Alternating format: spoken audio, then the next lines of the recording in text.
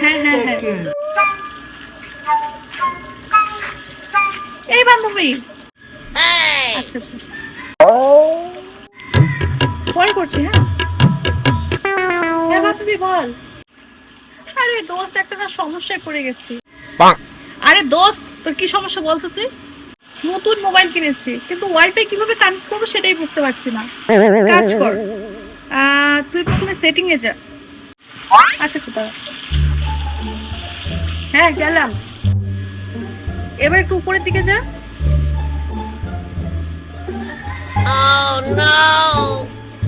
গেছিস উপরে আরে হ্যাঁ উপরে আসছি তো